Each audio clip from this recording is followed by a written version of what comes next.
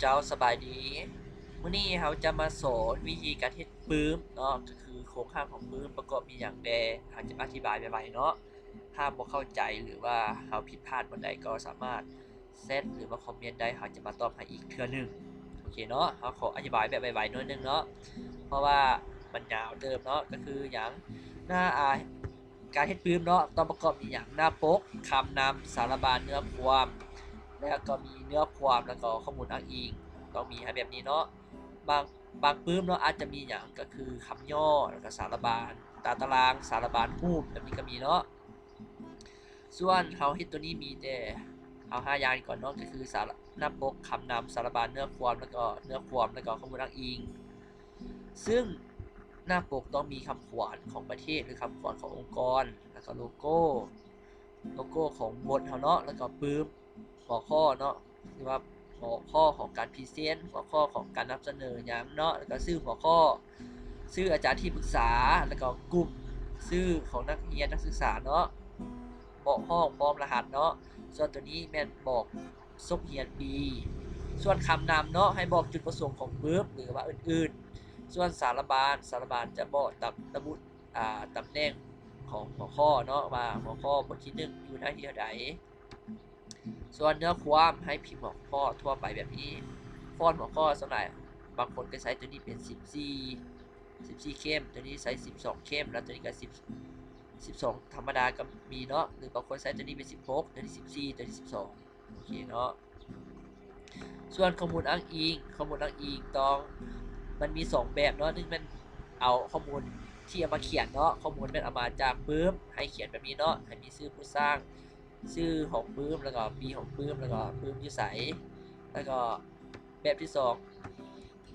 ม่นเอามาจากเว็บไซต์ต้องบอกชื่อของเว็บไซต์ปีที่เขียนของเว็บไซต์ฮะแล้วก็ URL หรือว่าที่อยู่ของเว็บเนาะให้เขียนคำนี้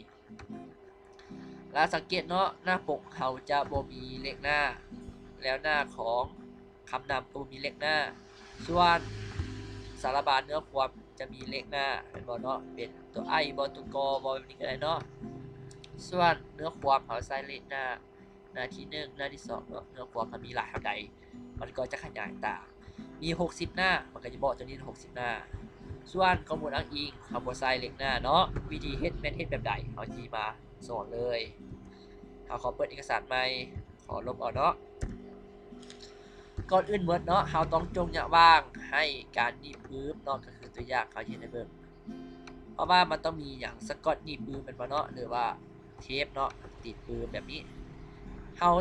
เวลาเรากรอบเข้าตัวอย่างเนาะตัวอย่างวิธีการเอากรอบเข้าแม่นเข้าหาดีไซน์คำว่าเวอร์ชันต่ำกว่าตัวนี้เป็นปี2010ลงมาเป็นเข้าหาพิกแล้วเอาเนาะหรือว่า insert เข้า border เนาะแล้วเข้าหาบล็อกเลือกเข้าหาลักษณะของกรอบโอเคเนาะเอาตัวไหนก็ได้เนาะตัวนี้ก่อนประหยัดเวลาขยายตัวนี้ลงเนาะให้มันน้อยแล้วอย่าลืมปรับบนนี้เนาะให้เป็นคำว่า desection first page only ให้คือเฉพาะหน้าเดียวหน้าผิดโอเคเนาะแล้วปรับ option อีกมันนึงปรับตัวนี้เป็นเต็กเนาะเพื่อให้มันกินมันดำโอเคเนาะนี่ให้มันนำมาจิ้นเถอะได้กินเนาะบอกว่าปรับเต็กตัวอย่างเนาะมาจิ้นเขาจะบอกว่าให้มันอยู่ซัมนี่ส่วนมันนี้เขาบอกว่ามาจิ้นต้องอย่างมาซ้ายมือตรงซ้ายมือเนาะย้ำอีก3 สังตีเข้าเพกเลยเอาปรับมาจิ้นวันนี้เนาะหรือ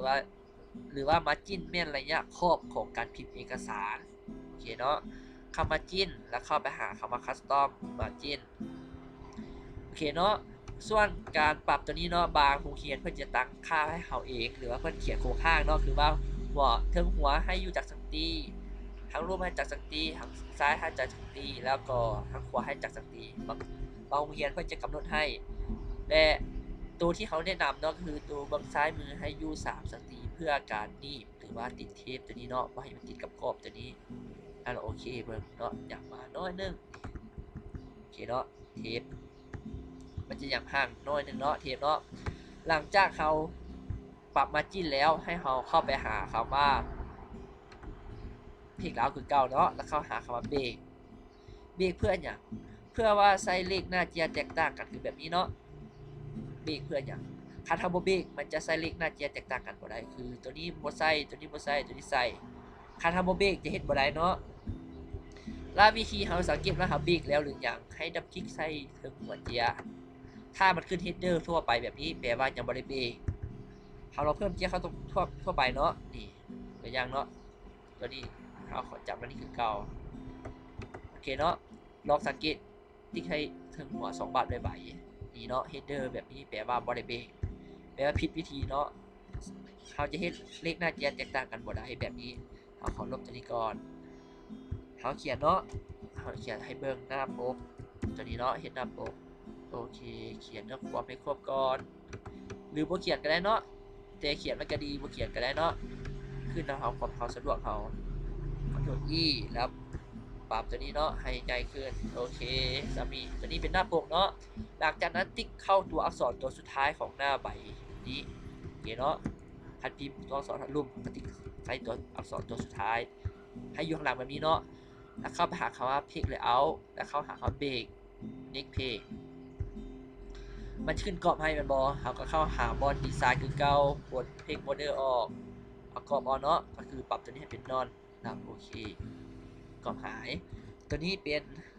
คำนำโอเคเนาะหลังจากพิมพ์พวกคำนำให้ครบเนาะให้ติ๊กเข้าตัวสุดท้ายคือเก่าแล้วเข้าหา Page Layout เบรกอีกมาหนึ่งตัวนี้เป็นอย่างสาระบานเนื้อความโอเคเนาะหลังจากสารบานเนื้อความพิมพ์หมดเลยพิมพ์เต็มหัวข้อไว้เนาะแล้วก็นิกเพลงอีกตัวนี้เป็นเนื้อความโอเคเนาะเขาขอซูมน้อยนึงโอเคเนาะเนื้อความหลังจากได้เนื้อความเขาก็นิกเพลงอีกมาหนึ่งเพื่อสร้างหน้าของข้อมูลอ้างอิงข้อมูลอ้างอิงเนาะแล้วลองคลิกใส่หัวเจียงเนาะหัวเจียงหรือตีนเจียกันได้2 บาทบ่อยๆสังเกตว่าถ้าเขาเบรกเจียมันจะขึ้นแบบนี้ selection 1 selection 2 selection 3 selection 4 selection 5เขาเบรกเนาะแปลว่าเห็นแบบนี้แปลว่าถึกแล้วเขาสามารถกำหนดว่าหน้านี้ใส่เลขหน้าบอตัวนี้ใส่บ่ใส่กำหนดได้แล้วเนาะวันนี้เนาะวันนี้เราลองติ๊กเข้าตีนเจียใบที่1หรือใบใดใบหนึ่งก็ได้แล้วเข้าไปหาคำว่า page number แล้วเข้าหาคำว่าbottom page number เพื่อเอาเลขหน้าเจียเข้าเนาะแล้วเลือกเอาตัวที่2หรือตัวที่1ตัวใดก็ได้ตัวใดตัวหนึ่งก็ได้เนาะติ๊กเอา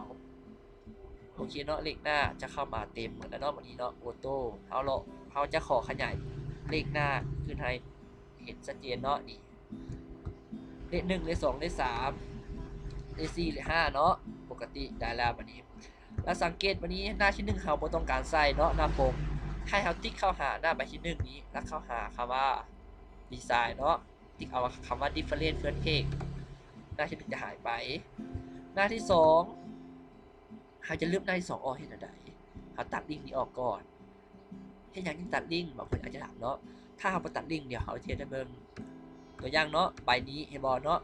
ที่เขาหาเลขที่3บริตัดลิงก์เนาะเมื่อเขาลบออกใบที่3หายเนาะเป็นบอถ้าเขาตัดลิงก์ออกตัวอย่างตัดลิงก์ตัวนี้ออกแล้วเขาลบตัวใบตัวนี้ออกใบที่2นี้เนาะเลขที่2นี้ออกใบที่3จะบ่หายเพราะเขาตัดลิงก์ออกแล้วเนี่ยก็ตัดออกเนาะมันเสื้อของตัวนี้การตัดลิงก์แม่นอย่างการตัดลิงก์แม่นบอให้เลขหน้า2ตัวนี้เสื่อมหากันตัวอย่างตัวนี้เริ่มจะเลข6ตัวนี้ต้องเป็นเลข7ถ้าเขาตัดการเชื่อมต่อออกตัวนี้เป็นเลข6ตัวนี้ก็ต้องเลขของมันเองหมายความว่าค่อยกับเจ้าเกี่ยวกันเนาะแบบนี้อาจจะสับสนเนาะโอเคเขาแนะนำว่าให้ตัดลิงก์ออกเนาะให้ตัดลิงก์ออกเมื่อทุก5ใบที่เขาเบรกเนาะตัวนี้ก็คือการเบรกตัดออกเพื่อให้มันสัมพันธ์กันเขาจึงตั้งเลขหน้าได้แบบอิสระโอเคเนาะหลังจากนั้นให้เข้ามาหาหน้าใบที่3เขาอยากให้ตัวนี้เป็นเลข i หรือเป็นเลขโรแมนให้เข้าไปหาคำว่า page number คือเก่าเนาะ u design page number แล้วเข้าหาคำว่า format page number ปรับตัวนี้เนาะให้เปลี่ยนคำว่าเลข i ถ้าเขาปรับตัวนี้แล้วเขาคลิกโอเคเลยมันก็เป็น โดเมก3ให้เฮามาติ๊กเอาคำว่า start at ก่อนให้เริ่มเลข1ใหม่มาออกเป็นโดเมก1โอเคเนาะส่วนตัวเนื้อความเนาะเฮาอย่าใส่เป็นเลขหน้าที่1เฮาเข้าคือเก่าเพลง number format เพลง number start at หน้า1ตัวนี้เป็นเลข2เนาะเห็นบ่วันนี้ข้อมูลอ้างอิงเฮาบ่อยากใส่เฮาก็ติ๊กเข้านี่ลบเลยส่วนตัวคำว่าเลข1นี่เนาะเฮาจะเขียนคำว่าภาษาลาวใส่เด้ว่าคำว่าหน้าเฮาก็เขียนได้เนาะเขียนใส่ภาษาลาวใส่เลยเฮาต้องคลิกใส่แบบนี้เนาะเดี๋ยวเฮาปรับไปก่อนคลิกใส่ทางหน้าของเลข1แบบนี้แล้วพิมพ์เนาะห้ามทาสีแล้วพิมพ์แบบนี้ห้ามพิมพ์ห้ามเห็นแบบนี้เด็ดขาดให้คลิกใส่ทางหน้าของมันแล้วพิมพ์คำว่าหน้าแบบนี้แล้วปรับฟอนต์เนาะปรับฟอนต์ปรับขนาดตัวอย่างปรับให้ใหญ่ให้เห็นโอเคเนาะนี่ได้ละคลิกเข้าในเจีย2 ใบเนาะเพื่ออย่างเพื่อปิดการตั้งค่าของเพลง number หรือว่าเลขหน้าเจียคือติ๊กเข้าในเจีย2 ใบหรือว่าเข้าหาดีไซน์และปิดบนนี้โอเคเนาะโอเคเลขหน้าถึงแล้ววันนี้เนาะได้ละแล้ววันนี้เราอย่าสร้างสารบานเนาะวันนี้เราขอไปก๊อปข้อมูลมาจากตัวเก่าก่อนเพื่อให้มันใบขึ้นเนาะทาสีเอาตัวนี้ข้อมูลที่พิมพ์แล้วเข้ามาหาตัวเก่าตัวนี้เนาะเนื้อความสังเกตเนาะเนื้อความพอพิมพ์มามันตกเป็น2 หน้าเลขหน้าเขาจะขึ้นตามบอนี่เนาะถูกต้องถ้าพิมพ์เอกสารมีหลายมี10 หน้าก็มันขึ้นเลขหน้าขึ้นเองออโต้แล้ววันนี้เนาะการสร้างสารบานเฮ็ดเอาใดก็คืออย่างก่อนอื่นหมดแม่นให้เฮาไปติ๊กใส่เลขคำว่าบทที่นี่เนาะหรือว่าภาคที่เอาเป็นบทที่เนาะบทที่ก่อนบางทีบางปื้มจะมีเป็นภาคที่แต่เขาชื่อว่าสารบานมันเอาเข้าได้แต่3 หัวข้อใหญ่หลักๆเขานิยมใส่เนาะ3 หัวข้อใหญ่คือเป็นอย่าง1 หัวข้อใหญ่2 หัวข้อน้อย3 หัวข้อย่อย3 หัวข้อแบบนี้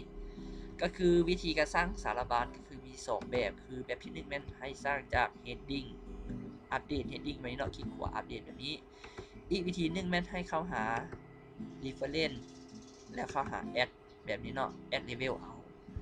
เขาแนะนำใช้ add level เนาะเพื่อมันสะดวกกว่าผิดเนาะขอโทษขออภัยมันสะดวกก่อนเนาะแล้วมันจะบ่มีปัญหาหลายเท่ากับอัปเดตโอเคเนาะวันนี้เขาติ๊กเอาคำว่าบทที่นี่เนาะบทที่นี่เข้าไปหาคำว่า add text เนาะเอาเป็นเลเวล1เพราะมันเป็นหัวข้อใหญ่อันดับที่1แล้วติ๊กเอาหัวข้อหรือโดเมนที่1มันเป็นหัวข้อใหญ่อันดับที่2ครับเอาเป็นเลเวล2ส่วนข้อ1น้อยมันก็เป็นหัวข้ออันดับที่3เนาะเลเวล3ส่วนข้อ2ย่อยของโดเมน1ครับเอาคือกันเนาะเลเวล3ตัวนี้เนาะโดเมน2เอาแต่เป็นเลเวล2คือกันเพราะเป็นหัวข้ออันดับที่2เนาะหัวข้อใหญ่พอกันลงมาชื่อเนาะว่าบทที่ใส่เลเวล1โดเมน1ใส่เลเวล2ข้อ1จำ1หรือว่าข้อ1ใส่เลเวล3หรือว่าให้เราสังเกตง่ายอย่างนี้ก็คืออย่างตัวใดหัวข้อใหญ่สุดใส่เลเวล1ตัวใดหัวข้ออันดับที่2หัวข้อเนาะของเอกสารพิมพ์ให้อยู่เลเวลที่2ถ้าหัวข้อตัวใดน้อยๆเนาะให้ใส่เลเวลที่3ชื่อว่าสารบานเอาแต่3 หัวข้อใหญ่3 หัวข้อหลักๆเนาะวันนี้เนาะแล้วตัวนี้คือการข้อ1น้อยที่เขาเอาเป็นเลเวล3เนาะตัวนี้เอาเป็นเลเวล3ตัวนี้เอาเป็นเลเวล2เนาะเพราะเป็นหัวข้ออันดับที่2ตัวนี้เอาเป็นเลเวลที่2ส่วนข้อมูลอ้างอิงเขาจะไปพิมพ์เอาเนาะพิมพ์เอาแล้ววันนี้เราจะสร้างสารบานเราเลื่อนมาหาหน้าของแยกสารบานที่เขาจงวางไว้แล้ว enter ลงมาแล้วเข้าหาอย่าง reference แล้วเข้าหา table of content แล้วเอาตัวที่2เนาะ automatic table สารบานขึ้นมาแล้วเอาขอซูมเพิ่มโอเคเนาะแบบนี้ ฟอนต์มันอาจจะแตกเนาะให้เขาทาสีเอาทั้งหมดแบบนี้แล้วเข้าหาหน้าโฮมเปลี่ยนฟอนต์ให้เป็นไซส์ OT ขนาดอยู่12แล้วมันเป็นหนังสือดำแบบนี้เนาะแล้วกดเข้าตัว B มา1มันจะดำเหมือนเนาะกดอีกมา1มันจะเป็นสีทั่วไปแล้วบนนี้เนาะเห็นบอกบนนี้มันจะมีเนื้อความบ้างเลยก็ table of content เขาก็เปลี่ยนจากตัวนี้นี่เป็นคำว่าหน้าเนาะแล้วเปลี่ยนให้เป็นฟอนต์สีดำย้ายมาอยู่ข้างขวาเป็นแบบนี้เป็นสารบาลแบบสมบูรณ์เนาะแล้วตัวอย่างวันนี้ค่ะคันเขาพิมพ์เลขหน้าแล้วมันตกเป็นหน้าอื่นเด้ตัวอย่างสังเกตเนาะเขาพิมพ์เขาขอขยายก่อนเขาพิมพ์เนาะก็คือตัวเลเม่งที่ตัวนี้เนาะเลเม่งที่3มันตกอยู่หน้าที่3แบบนี้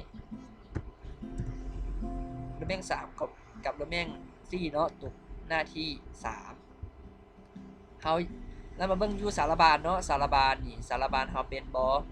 จื่อเนาะโลเม่งที่3กับโลเม่งที่4มันอยู่หน้าที่3อยู่สารบาลเขาถึกบอที่เข้ามาซูมเนาะมันอยู่หน้าที่2แปลว่าบ่ถือวิธีแก้ไขให้ใดก็คืออย่างให้คลิกขวาหรือว่าเลื่อนขึ้นมาถึงหัวแล้วติ๊กเข้านี่อัปเดตเนาะหมายถึงว่าเลขหน้าครับเอกสารพิมพ์ไป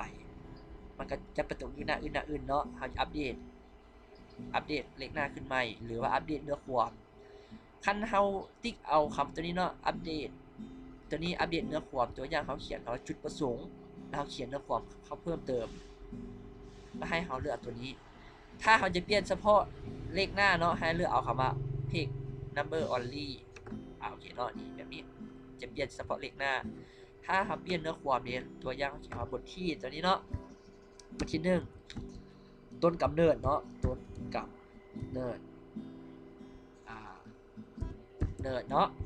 แล้วมาเบิ่งสารบาลเขาเปลี่ยนบ่ขึ้นเนาะเห็นบ่ต้นกำเนิดบ่ขึ้นให้เขาติ๊กเข้านี่คือการอัปเดตเทเบิลเนาะนี่ต้นกำเนิดถึงแล้วเห็นบ่เขาเลือกตัวที่2เพื่อให้อัปเดตเนื้อความตัวที่1เฉพาะเลขหน้าโอเคเนาะเขากระทาสีใหม่คัดฟอนต์มันแตกบนตื่นเนาะเข้าตัวนี้ปรับฟอนต์ปรับขนาดหนังสือเข้มสื่อบางกดออกแบบนี้สมบูรณ์แบบซักปิ้นได้เลยเนาะหลังจากนี้โอเคเนาะคลิปนี้เขาก็จะยาวเติบแล้วก็อธิบายอาจจะเข้าใจเนาะเพราะว่าเขาว่าไวหรือว่าสับสนก็สามารถคอมเมนต์ได้แล้วอาจจะมาตอบอีกวันหนึ่งโอเคสำหรับคลิปนี้ก็ขอจบเพียงเท่านี้